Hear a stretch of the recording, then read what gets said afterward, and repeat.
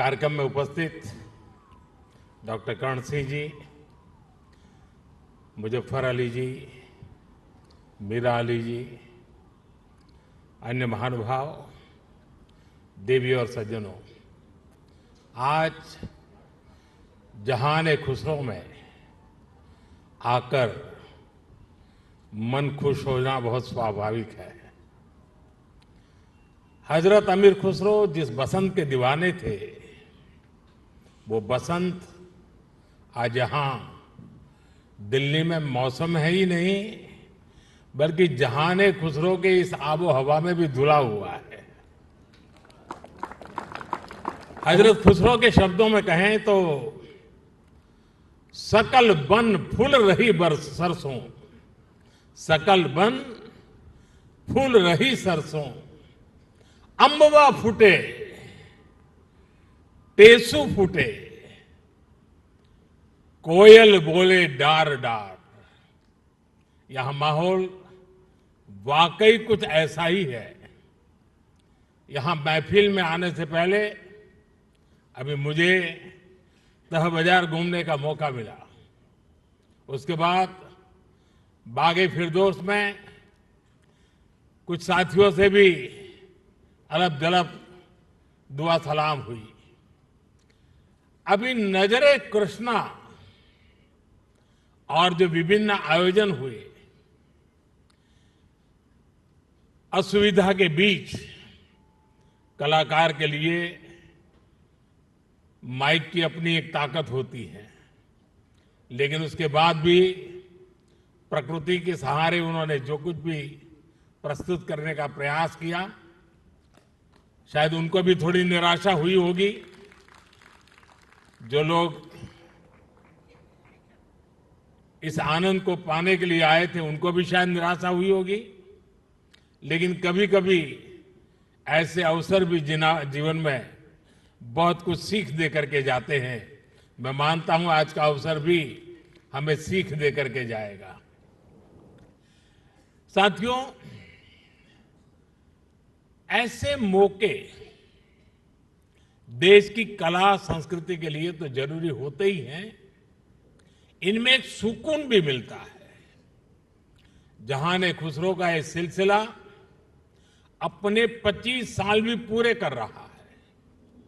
इन 25 वर्षों में इस आयोजन का लोगों के जहन में जगह बना लेना, ये अपने आप में इसकी सबसे बड़ी कामयाबी है। मैं डॉक्टर कर्ण सिंह जी, मित्र मुजफ्फर अली जी, बहन मीरा अली जी और अन्य सहयोगियों को इसके लिए बहुत बहुत बधाई देता हूं। जहान खुसरो का ये गुलदस्ता इसी तरह खिलता रहे, मैं इसके लिए रूमी फाउंडेशन को और आप सभी को बहुत बहुत शुभकामनाएं देता हूं। रमजान का मुबारक महीना भी शुरू होने वाला है।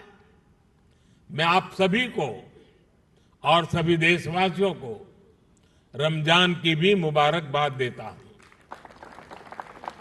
आज मैं सुंदर नर्सरी आया हूं तो हिज हाइनेस प्रिंस करीम आगा खान को भी याद आना मुझे बहुत स्वाभाविक है। सुंदर नर्सरी को सजाने संवारने में उनका जो योगदान है, वो लाखों कला प्रेमियों के लिए वरदान बन गया है। साथियों, गुजरात में सूफी परंपरा का बड़ा सेंटर सरखेज रोजा रहा है। वक्त के थपेड़ों में एक समय उसकी हालत काफी खराब हो गई थी। जब मैं मुख्यमंत्री था तब उसके रिस्टोरेशन पर काफी काम करवाया गया था। और बहुत कम लोगों को मालूम होगा, एक जमाना था जहां सरखेज रोजा में बड़ी धूमधाम के साथ कृष्णोत्सव मनाया जाता था और बहुत बड़ी मात्रा में मनाया जाता था। और आज भी यहां कृष्ण भक्ति के रंग में हम सब रंग गए थे। मैं सरखेज रोजा में होने वाले सालाना सूफी संगीत कार्यक्रम में शिरकत भी औसतन किया करता था। सूफी संगीत एक ऐसी साझी विरासत है जिसको हम सब मिलजुल कर जीते आए हैं। हम सब ऐसे ही बड़े हुए हैं। अभी यहां नजरे कृष्णा की जो प्रस्तुति हुई उसमें भी हमारी साझी विरासत की झलक दिखाई देती है। साथियों, जहान-ए-खुसरो के इस आयोजन में एक अलग खुशबू है। ये खुशबू हिंदुस्तान की मिट्टी की है। वो हिंदुस्तान जिसकी तुलना हजरत अमीर खुसरो ने जन्नत से की थी। हमारा हिंदुस्तान जन्नत का वो बगीचा है जहां तहजीब का हर रंग फला फूला है। यहां की मिट्टी के मिजाज में ही कुछ खास है। शायद इसलिए जब सूफी परंपरा हिंदुस्तान आई तो उसे भी लगा जैसे वो अपनी ही जमी से जुड़ गई हो। यहां बाबा फरीद की रूहानी बातों ने दिलों को सुकून दिया। हजरत निजामुद्दीन की महफिलों ने मोहब्बत के दिए जलाए। हजरत अमीर खुसरो की बोलियों ने नए मोती पिरोए और जो नतीजा निकला वो हजरत खुसरो के इन मशहूर पंक्तियों में व्यक्त हुआ। बन के पंछी भय बावरे, बन के पंछी भय बावरे, ऐसी बिन बजाई सांवरे, तार तार की तान निराली, जुम रही सब बन की डारी। भारत में सूफी परंपरा ने अपनी एक अलग पहचान बनाई। सूफी संतों ने खुद को महज मस्जिदों या खानकाहों तक सीमित नहीं रखा। उन्होंने पवित्र कुरान के हर्फ पढ़े तो वेदों के स्वर भी सुने। उन्होंने अजान की सदा में भक्ति के गीतों की मिठास को जोड़ी और इसलिए उपनिषद, जिसे संस्कृत में एकम सत विप्राहा बहुधा वदंती कहते थे, हजरत निजामुद्दीन औलिया ने वही बात हर कौम रास्त राहे दिने व किबला गाहे जैसे सूफी गीत गाकर कही। अलग अलग भाषा, शैली और शब्द, लेकिन संदेश वही। मुझे खुशी है कि आज जहान-ए-खुसरो उसी परंपरा की एक आधुनिक पहचान बन गया है। साथियों, किसी भी देश की सभ्यता उसकी तहजीब को स्वर उसके गीत संगीत से मिलती है। उसकी अभिव्यक्ति कला से होती है। हजरत खुसरो कहते थे, भारत के संगीत में एक सम्मोहन है, एक ऐसा सम्मोहन कि जंगल में हिरण अपने जीवन का डर भूलकर स्थिर हो जाते थे। भारतीय संगीत के इस समंदर में सूफी संगीत एक अलग रौ के तौर पर आकर मिला था और इस समंदर की खूबसूरत लहर बन गया। जब सूफी संगीत और शास्त्रीय संगीत की वो प्राचीन धाराएं एक दूसरे से जुड़ी तो हमें प्रेम और भक्ति की नई कल कल सुनने को मिली। यही हमें हजरत खुसरो की कवाली में मिली। यही हमें बाबा फरीद के दोहे मिले, बुल्ले शाह के स्वर मिले, मीर के गीत मिले। यहां हमें कबीर भी मिले, रहीम भी मिले और रसखान भी मिले। इन संतों और औलियों ने भक्ति को एक नया आयाम दिया। आप चाहे सूरदास को पढ़ें या रहीम और रसखान को, या फिर आप आंख बंद करके हजरत खुसरो को सुने। जब आप गहराई में उतरते हैं तो उसी एक जगह पहुंचते हैं।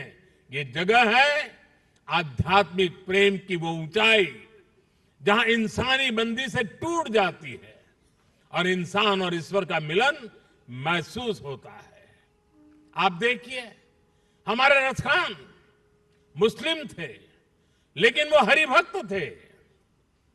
रसखान भी कहते हैं, प्रेम हरि को रूप है, त्यों हरि प्रेम स्वरूप। एक होई दुवैयो लसई, ज्यों सूरज और धूप। यानी प्रेम और हरि दोनों वैसे ही एक ही रूप है जैसे सूरज और धूप। और यही एहसास तो हजरत खुसरो को भी हुआ था। उन्होंने लिखा था, खुसरो दरिया प्रेम का सो उल्टी वाकी धार, जो उतरा सो डूब गया, जो डूबा सो पार। यानी प्रेम में डूबने से ही भेद की बाधाएं पार होती है। यहां अभी जो भव्य प्रस्तुति हुई, उसमें भी हमने यही महसूस किया है। साथियों, सूफी परंपरा ने न केवल इंसान की रूहानी दूरियों को खत्म किया, बल्कि दुनियावी दूरियों को भी कम किया है।